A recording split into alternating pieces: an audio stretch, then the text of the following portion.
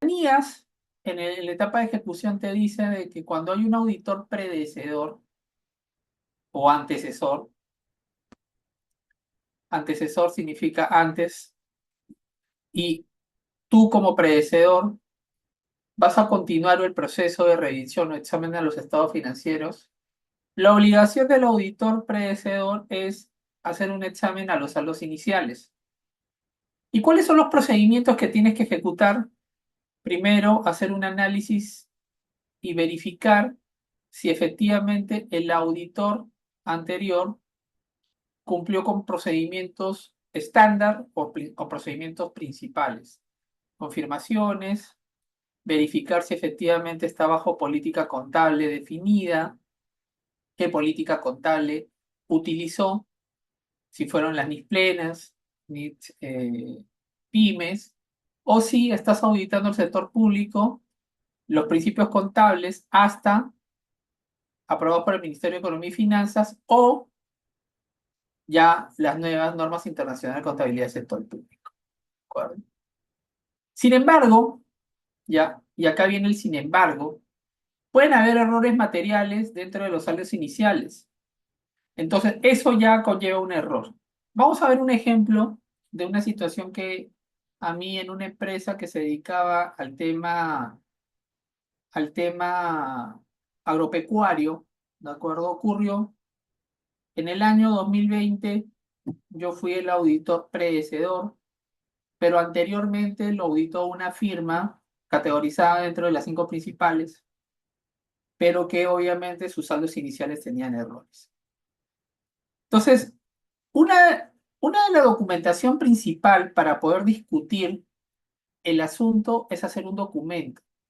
En auditoría financiera, caballeros, el que es auditor financiero siempre va a tener que hacer documentación de evidencia.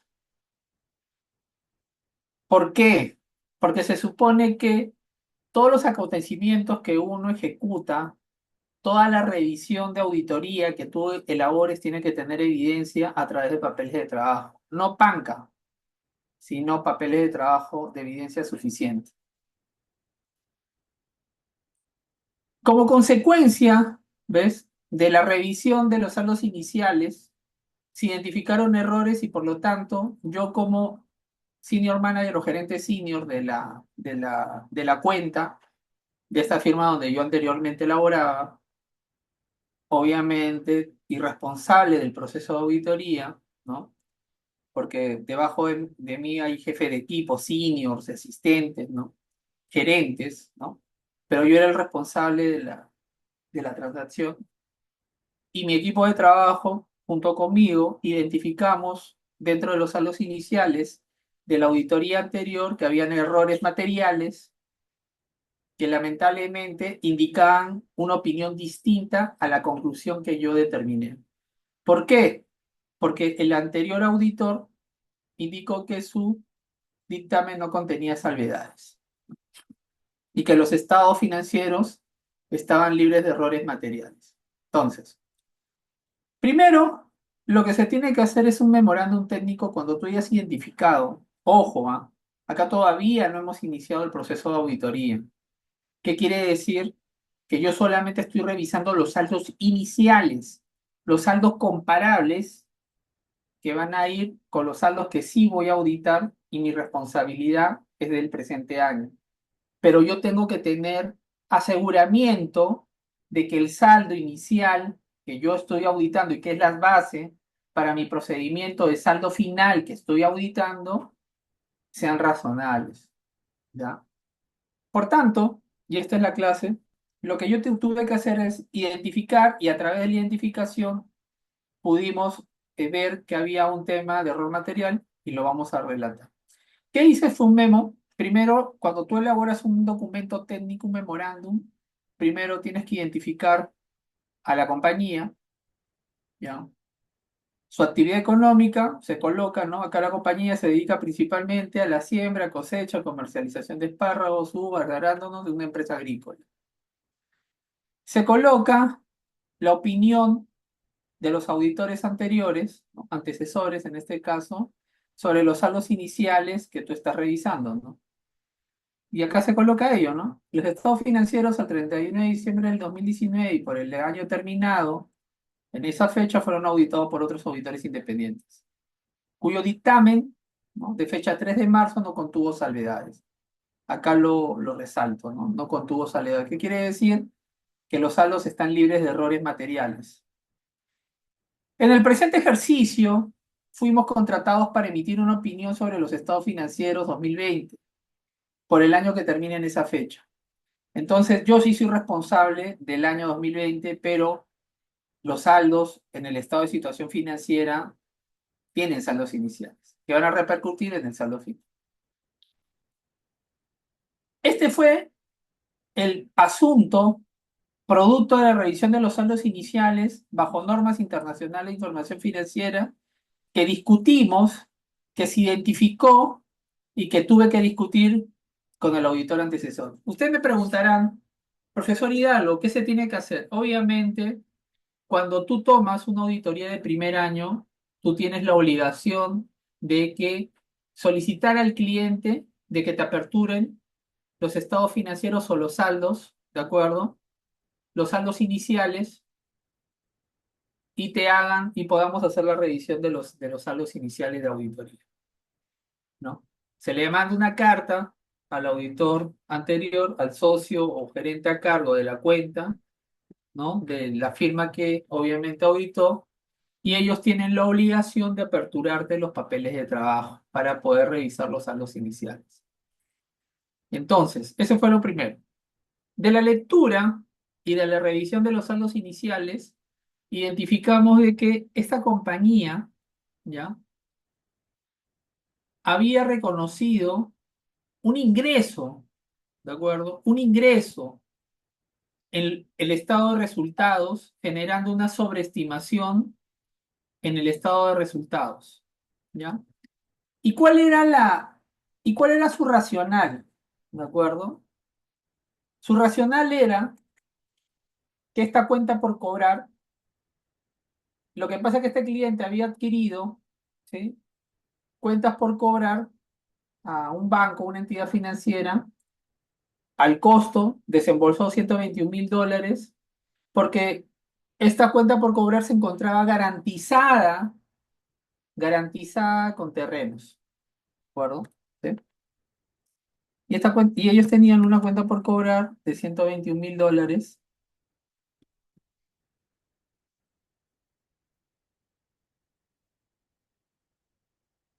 que compraron esta cartera al Banco Interbank. Es decir, al Banco Interbank, el Banco Interbank le vendió esta cartera. Este cliente que se dedicaba al tema agrícola le interesó comprar esta cuenta por cobrar porque contaba con una garantía de ciertos terrenos, ¿de acuerdo? Entonces, ¿qué decía el auditor? Que como el terreno, voy a ponerlo acá para más o menos para ponerle los importes reales, el terreno, ya, el terreno valía 1.909.000.000 de dólares. Sí, ya, un poquito más, un poquito menos, ¿de acuerdo? Sí, aproximadamente. Sí. Por tal motivo, ¿sí?, ellos decían de que la cuenta por cobrar tenía que valer lo mismo. O sea, ¿qué quieren decir? Ellos hicieron este registro contable, avalados por su auditor financiero, cuenta por cobrar 1.909.000 contra ingresos. Y le llamaron ingresos por activos financieros medio valor razonable.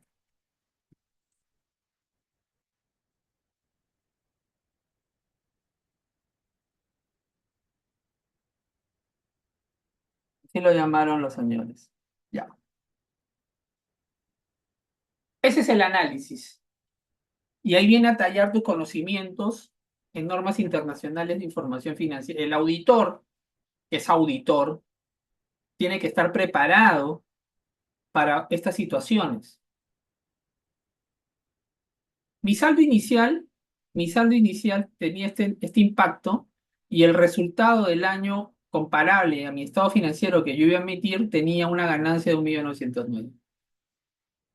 Lo que yo le pregunté a esta firma internacional reconocida, perdón, a su gerente, a su socio, yo le dije, necesito tu technical memo de cómo has definido, tu memo técnico, de cómo has definido bajo NIS 9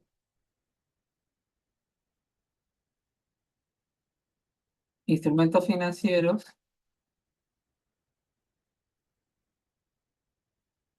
dicho ingreso. Me lo tienes que demostrar. Necesito que me des tu evaluación técnica a través de por qué has aceptado que el cliente se reconozca un ingreso de $1.909.000 en su estado de resultados basado en normas contables, porque tú lo has auditado bajo IFRS o bajo normas internacionales de información financiera. Yo necesito saber bajo NIS 9 cómo lo has hecho.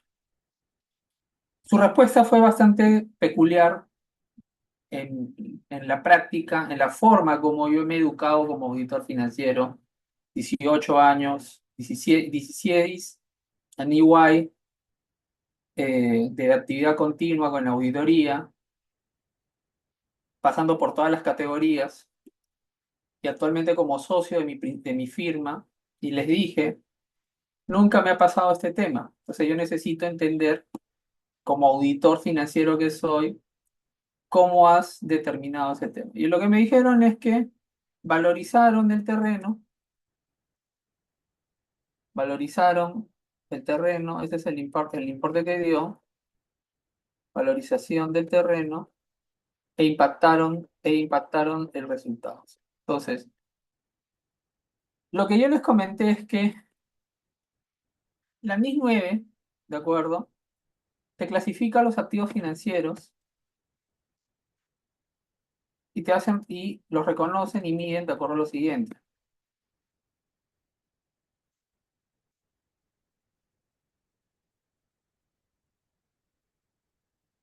Primero, al costo amortizado. Y para que esté el costo amortizado, tiene que haber un interés, un principal más interés. A valor razonable, con efecto a resultados. Pero estos son más que todo acciones o fondos mutuos o fondos de inversión con medición de valores de mercado especulativos en un mercado bursátil.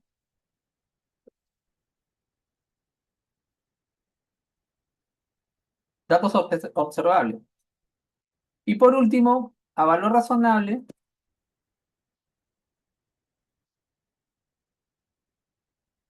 con efecto a otros resultados integrales, a ORI, pero estas acciones tienen que también tener valor de mercado. Esta compañía que se le adquirió la cartera no tenía principal más interés, no tenía un fondo de inversión o una acción de una empresa cotizable en un mercado regulado que pueda determinar el valor observable y tampoco cumplía la condición de otros resultados integrales. Entonces, particularmente, de acuerdo a la definición que les dije, basado en la NIS 9, ¿sí? No habría argumento técnico, ¿de acuerdo? Ni principio contable que avalara esta transacción. Lo que estaban haciendo es como un tipo de revaluación, ¿no? Pero hay otra cosa, y esta es lógica financiera nada más. Tú no te puedes traer resultados futuros, así se encuentran con garantía,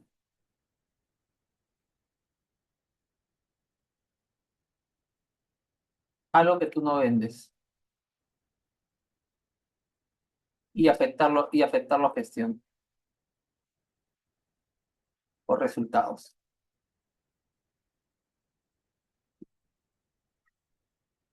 Primero, me parece muy, pero muy poco, acá, al firmar una persona, un socio de auditoría, ¿ya? Un estado financiero, un auditor, se supone de años, de la vida va a firmar una. Yo no firmaría, por ejemplo, ¿cómo se llama? Un registro de esta naturaleza, porque no tiene sustento, ¿ya? Y cuando le pedí, porque pensé que también de repente no era material, porque ahí viene el tema de los errores, ¿de acuerdo? Acá también, caballeros, cuando se hace una evaluación de una transacción, lo que el auditor también tiene que evaluar es la importancia relativa o materialidad en los estados finales. Y ahorita lo van a ver en el memo. Y obviamente 2 millones de dólares para cualquier estado financiero es impactante, ¿de acuerdo? Porque te mueve el reloj, ¿no? Entonces, al no haber argumento técnico por parte del auditor antecesor, por no sustentar bajo una metodología técnica basado en IFRS o tener una evidencia, un technical memo que los ayude a defender su posición, y al no tener un análisis de importancia relativa a materialidad dentro de su evaluación de estados financieros, ese saldo estaba mal. Ya, ya acá haciendo un refresh, acuérdense que la importancia relativa dependerá de los resultados del cliente, ¿no? En este caso, vamos a ver sus estados financieros. Este cliente tenía pérdida, entonces yo me fui por los ingresos, porque se supone que cuando el estado de resultados no va bien, ¿sí? No va bien, el driver que tú debes tomar para poder determinar tu importancia relativa o tu materialidad es el ingreso.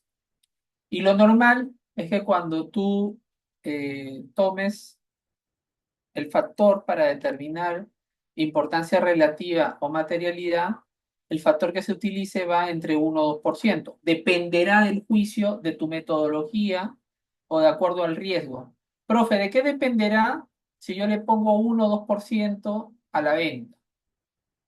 Uno, si tú te quieres ir por el valor más alto para importancia relativa o materialidad, es decir, al 2%, tú tienes que evaluar si la empresa cotiza en bolsa, es regulada, si va a emitir covenants, si los accionistas o los directores tienen conocimiento técnico del negocio, si hay mucha rotación del departamento de contabilidad, si los que trabajan elaborando la información contable o financiera saben de NIF, son personas capacitadas o simplemente son contadores tributaristas. Muchas consideraciones hay que tener antes de determinar el riesgo.